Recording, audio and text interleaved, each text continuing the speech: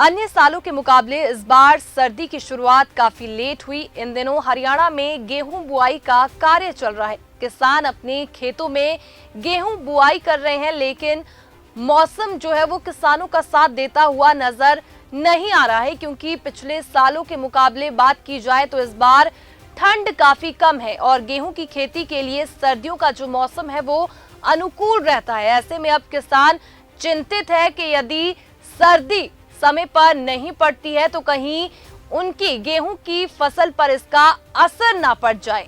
तो वहीं डॉक्टर रतन तिवारी, निदेशक भारतीय गेहूं एवं जौ अनुसंधान संस्थान करनाल ने बताया कि इस बार मौसम में इतनी ठंड नहीं हुई है। अभी 4 दिन से ही मौसम में थोड़ी ठंडक हुई है, लेकिन पिछले कुछ दिनों में तापमान ज्यादा नीचे नहीं गया, जिसके चलते कुछ किसानों को ऐसा लग रहा है कि गेहूं की बुआई में कोई प्रभाव पड़ेगा। उन्होंने कहा कि अभी तक गेहूं की बिजाई पर कोई भी प्रभाव नहीं पड़ा है और जैसे अब मौसम में परिवर्तन होता जा रहा है जो काफी अच्छा है, लेकिन जिस किसान भाई ने गेहूं की बिजाई नहीं की है उनके लिए ये थोड़ी समस्या भी खड़ी कर सकता है।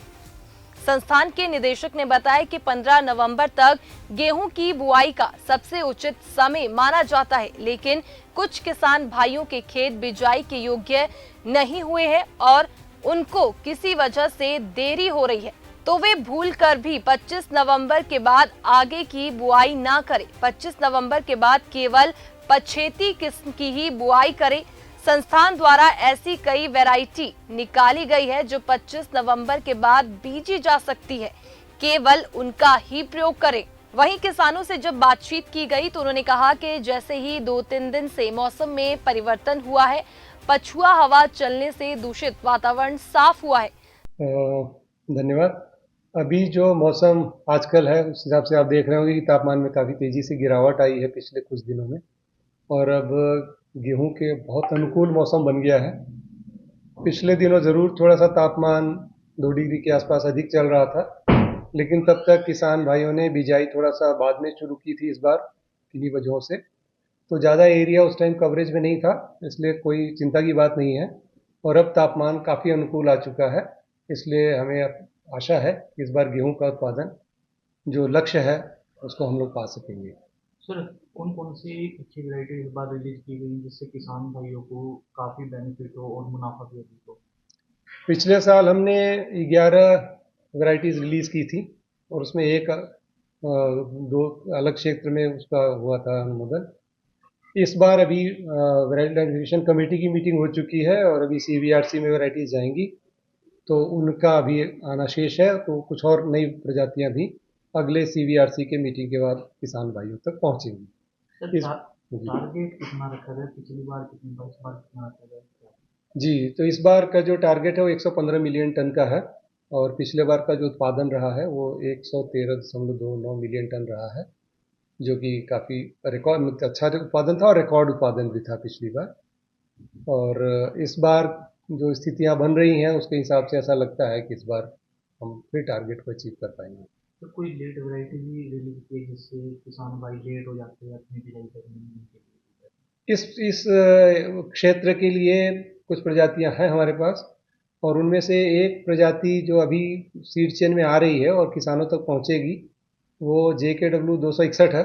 वो भी एक अच्छी प्रजाति है। ऐसे तो DBW 173 है, या WH 1121 एक प्रजाति है, PBW 752 है, और उसके अलावा पुरानी वैरायटीज़ हैं कुछ जो किसान भाइयों को हम इसलिए नहीं कहते हैं क्योंकि उसमें रतुआ आने लगा है, तो उसको अगर न लगाएं तो ज़्यादा अच्छा पुरानी हो जाती है। सर, जिस तरीके की फसल मौसम में परिवर्तन हुआ तो इसमें इस बार किस तरीके की दवाइयों का विशेषकर किसान ध्यान रखते हैं? कितनी मात्रा में दवाई का विशेष? देखिए, किसान भाइयों से अनुरोध है कि एक तो सबसे खास बात है कि मौसम के पूर्वानुमान आजकल आते हैं, उसको ज़रूर ध्यान में रखें कोई भी अपना कार्यवाही कर रहे हैं खेतों में तो। और उसमें एक सबसे बड़ी बात जो है कि हमारे यहाँ से एक एडवाइज़री निकलती है हर 15 दिन पे। तो पहली एडवाइज़री 14 नवंबर को हमने जारी कर दी है, तो उसमें बहुत सारी जो चीज़ें हैं वो चिन्हित की जाती हैं, उसमें डिस्क्राइब की जाती हैं। अगर उनको देखेंगे तो उनको बहुत सारी इन्फॉर्मेशन वहाँ से मिलती रहेगी। वो व्हाट्सएप पे भी है, फेसबुक पे भी है, हमारे जो वेबसाइट पे भी है। और जैसे जैसे चीज़ें डेवलप होंगी हम ज़रूर बताते रहेंगे उनको। 2-3 बातें मैं ज़रूर कहना चाहूँगा किसान भाइयों से। एक तो ये कि खाद की जितनी मात्रा हो डालने के लिए कही जाती है उतनी ही डालें। अधिक खाद डालने से कुछ ऐसा नहीं होता कि उससे बहुत ज़्यादा लाभ होगा, उससे बल्कि उल्टा नुकसान भी हो सकता है। दवाइयों की जहाँ तक बात है, जब तक कोई परामर्श न मिले ऐसा विशेषज्ञों से कि कोई डिजीज़ आ रही है, कोई व्याधि आ रही है, तब तक अननेसेसरली सिर्फ कहने से किसी का दवाई न डालें, क्योंकि वहाँ आपका पैसे का भी नुकसान है और उसमें अगर रेसिड्यू जाता है वो भी अच्छी बात नहीं है, आपकी मिट्टी में भी जा रहा है, आपके एनवायरनमेंट में भी जा रहा है। तो मेरी गुजारिश है कि दवाओं का और खाद का जो रिकमेंडेशन है उसी को इस्तेमाल में करें, उतना ही इस्तेमाल में करें, उससे ज़्यादा ना करें कृपया।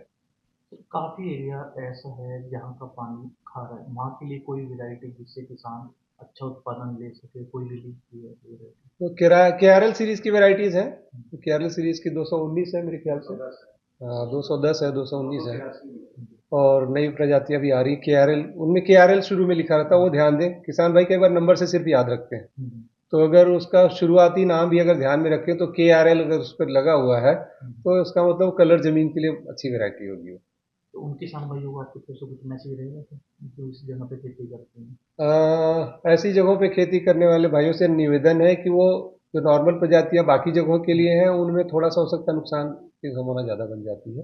तो जो के आर एल सीरीज़ की वैराइटीज़ हैं उनके अंदर वो गुण रहता है, वो कलर ज़मीन के लिए ही बनाई गई हैं, उनमें टेस्ट की गई है। तो अगर वो लगाएंगे तो एक तो वहाँ से बचाव हो जाएगा, फिर उसके बाद पानी की समुचित व्यवस्था होनी चाहिए, क्योंकि सॉल्ट बाद में ऊपर आता है ना, जैसे जैसे पानी मॉइस्चर कम होता है। तो अगर सिंचाई की सुविधा है तो उसको देते रहेंगे समय से, तो निश्चित रूप से उनके वैरायटी कैसी लगती है, कुछ फर्क पड़ता है उसमें? नहीं, वैरायटी तो ग्रेन एक बार आ गया तो ग्रेन तो ऐसा ही रहता है, ग्रेन में कोई फर्क नहीं पड़ता। तो डॉक्टर साहब किसान भाइयों को क्या कुछ मैसेज रहेगा, क्योंकि कोई लेट वैरायटी भी आगे लगाएंगे हम, जिस तरह समय उनका निकल जाता है, इन किसान भाइयों का आपको क्या मैसेज? हाँ, कुछ जगहों पे जहाँ गन्ना की खेती करते हैं या आलू लगा रखी है कुछ किसान भाइयों ने, या लेट अभी राइस जी की कटी है, तो वहाँ के लिए निश्चित रूप से अगर आप पिछेती बिजाई बिजाई के लिए जो अनुमोदित प्रजातियाँ हैं, अगर आप उनको लगाते हैं तो आपको फ़ायदा होगा, बनिस्बत इसके कि आप जो अर्ली सोन या टाइमली सोन वैरायटीज़ उस टाइम पे लगाते हैं, क्योंकि उनके अंदर एक विशेष गुण होता है कि वो एक तो जल्दी पक जाएंगी और दूसरा तापमान का उतना असर नहीं पड़ेगा जितना कि बाकी प्रजातियों पर। इस बार का टारगेट कितना था? इस बार का टारगेट 115 मिलियन टन का है।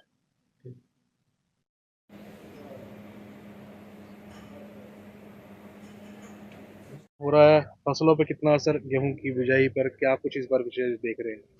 देखिए, जो हाल ही में पिछले 2-3 दिन से मौसम में परिवर्तन आया है और धुंध का आगाज रहा है, काफ़ी गहरी धुंध थी, उसमें कुछ घटना भी घटित हुई हैं। और इस जो मौसम में परिवर्तन आया है उसका सबसे बड़ा ये है कि एक तो वातावरण में जो पोल्यूशन कंटेंट था वो बहुत ही अधिक मात्रा में था, ऊपर से धुंध होगी और सारा जो मौसम है गड़बड़ा गया। अब पछुआ हवा चली है और उसमें मौसम साफ हुआ है और जो तापमान है दिन का, जहाँ तापमान दिन का 31 डिग्री तापमान था वो लुढ़कर 25-24 पे आ गया है और रात का तापमान जो 17-18 पे था वो लुढ़कर 14 पे आ गया है। तो स्वाभाविक सी बात है कि गेहूँ लगाने के लिए, गेहूँ बिजाई करने के लिए हमारे को दिन और रात का जो तापमान होता है उसका जो औसतन है वो 22 डिग्री तापमान चाहिए। तो अब 22-21 तापमान चल रहा है, जो कि गेहूँ बिजाई के लिए सबसे उपयुक्त समय माना गया है, गेहूँ और जौ के लिए। तो जो किसान भाई बिजाई कर रहे हैं उनके लिए ये काफ़ी लाभप्रद रहेगा और इसमें गेहूँ जो है उसको एक ठंडा मौसम मिलता है और आने वाले दिनों में भी, क्योंकि शिमला, कुफरी और मनाली में बर्फबारी हुई है, उसका असर और देखने को मिलेगा और इससे जो गेहूँ का उत्पादन है फुटाव बहुत होगा, किसान की लागत कम होगी और उत्पादन में बढ़ोतरी देखने को मिलेगी। कितना कितना इससे लाभ कितना किसानों को होगा, इससे समय बचेगा कैसा? देखिए, इसमें क्या होता है कि समय की बात नहीं है, जब वो ठंड कम पड़ती है तो किसान का जो तो व्यय है, बार बार यूरिया स्प्रे देना, उसकी फुटाव कराने की कोशिश करता है कि अधिक मात्रा में उसकी फुटाव हो। लेकिन अब नेचुरल आ गई है, प्रकृति आ गई है ठंड लेकर, तो गेहूं जो सी है वो ठंड की फसल है, जितनी अधिक उसको ठंड मिलेगी उतनी वो फुटाव करेगी, उतने उसमें कल्ले निकलेंगे, उसमें उतना उत्पादन होगा। इससे किसानों का जैसे ही उत्पादन बढ़ेगा, उसके उत्पादन किसानों की जो आर्थिक स्थिति है वो मजबूत होगी और जो देश है वो भी अपना जो खाद्यान्न जो हमारा है उसमें और निर्भर करने यूरिया मुक्त रहेगा इसका? इसको थोड़ा यूरिया की मात्रा कम बढ़ जाती है अगर फुटाव अच्छा पड़ता है, ठंड ज़्यादा पड़ती है तो उत्पादन हमेशा बड़ा है। अगर ठंड 10 नवंबर के आसपास 10 अप्रैल के आसपास चली जाती है, ठंड का आगाज रहता है, तो रिकॉर्ड तोड़ उत्पादन हो सकता है। आपका नाम? मेरा नाम गुरबाज सिंह विर्क, डिस्ट्रिक्ट कर्नल हरियाणा से।